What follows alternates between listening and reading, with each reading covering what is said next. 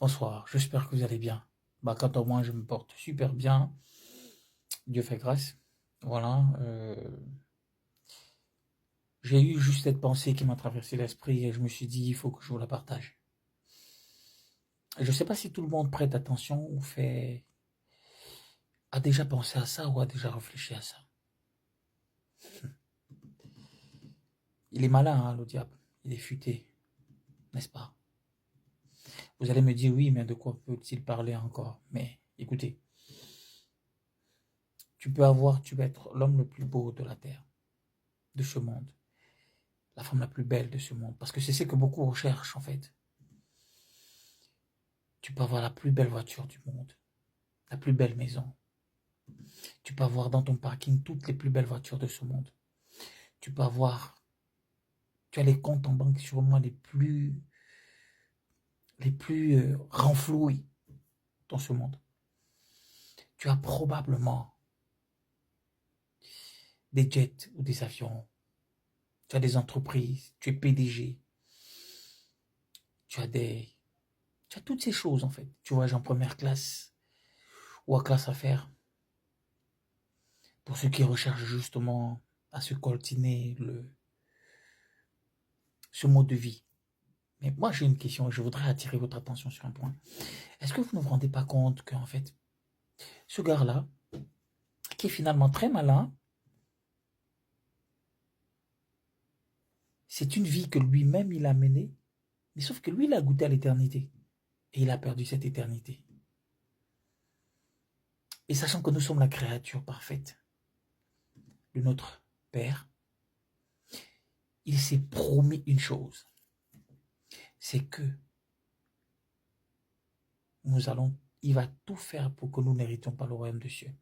Et pour ceux qui se posent cette question, ou qui probablement réfléchissent, qui ont perdu la virilité de la trentaine, de la quarantaine, de la cinquantaine, qui sont quasiment déjà fatigués, ou qui sont sur un lit d'hôpital, ou qui sont probablement entre la vie et la mort, ou qui sont dans des difficultés assez inouïes.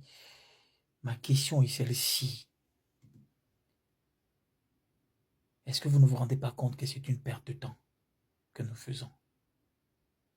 Parce que la vérité est que, mon frère, ma soeur, nous vivons un rêve éveillé.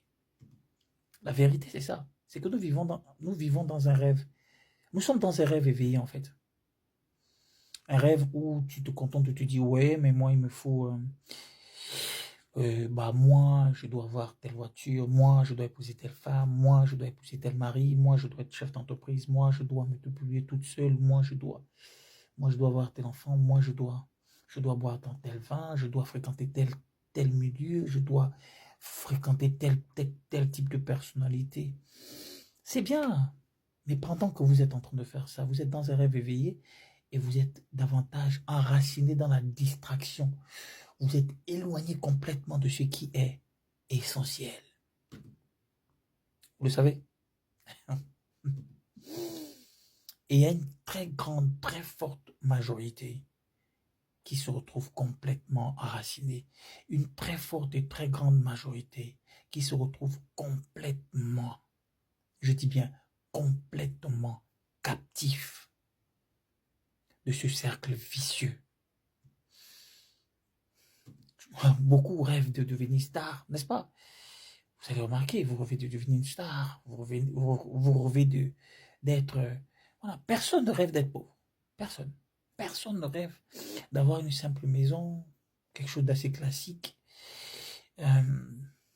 On fait toujours ce qu'il y a de plus que ce qu'on espère et ce qu'on voudrait et ce qu'on estime.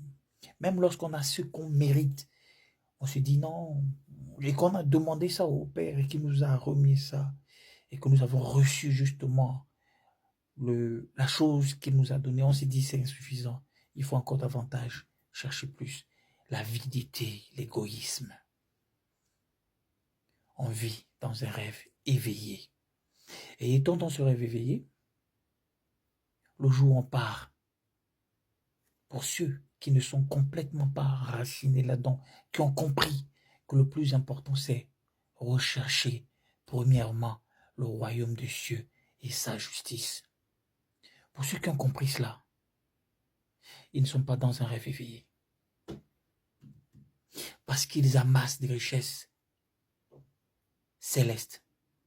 Ils construisent dans l'éternité et non dans le monde qui va s'effacer et non dans tout ce qui est éphémère, tout ce qui va se ternir.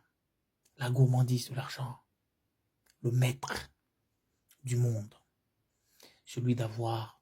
Il n'est pas interdit d'avoir l'argent. L'argent est un outil de nécessité. On en a besoin pour acheter à manger, on en a besoin pour se vêtir, on en a besoin pour s'instruire, on en a besoin pour instruire nos enfants, on en a besoin, mais est-ce qu'on a besoin d'avoir plus de 400 et quelques milliards, plus de 10 000 milliards, plus de 100 milliards, plus de 15 milliards, plus de 12 milliards dans des comptes parce qu'on estime qu'il faut engranger au max parce qu'il faudrait que nos enfants, ou il faudrait que nous vivons une vie qui est au-dessus de la nôtre. Parce qu'on peut tout amasser dans ce monde. Nous n'irons nulle part. Pharaon est parti. Tous les pharaons sont partis.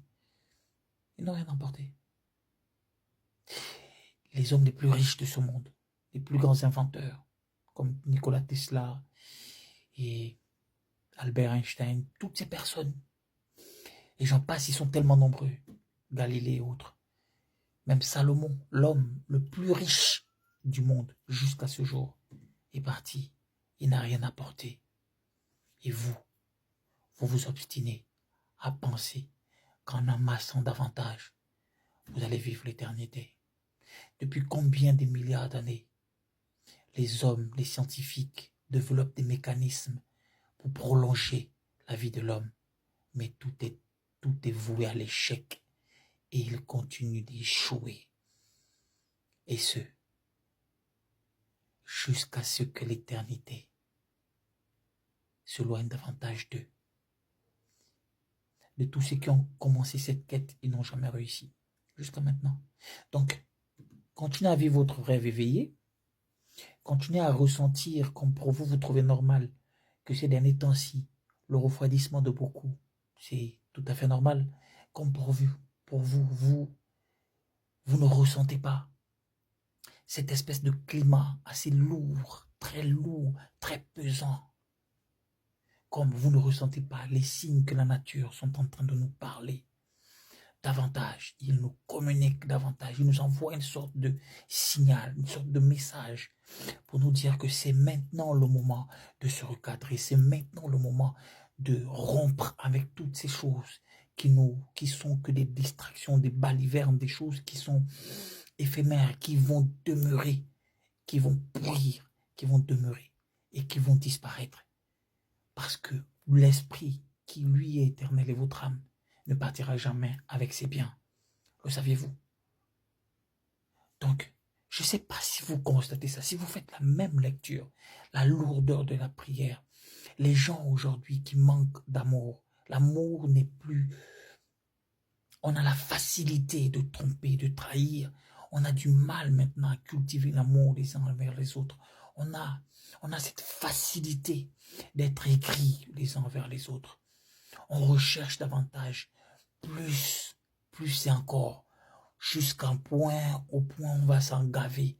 Mais la question, c'est qu'on ne se rend pas compte que nous sommes cupides. La cupidité et toutes ces choses ont fini par prendre le dessus sur nos consciences. Jusqu'à quand? Comment ne réalisez-vous pas que nous vivons un rêve éveillé? Médite dessus. Toi qui regardes cette vidéo, médite dessus. Parce qu'il y a une chose qui est vraie. La parole qui s'est faite chair. Ta Bible. De là où tu l'as mis, dépoussière-la. Lis-la. Et recherche Dieu. Médite, prie, pardonne. Je ne sais pas comment, qu'est-ce que tu dois faire, mais repens-toi. Le temps de la grâce, oui, c'est vrai, mais il faut se repentir. C'est le moment où il faut se repentir. Que Dieu vous bénisse.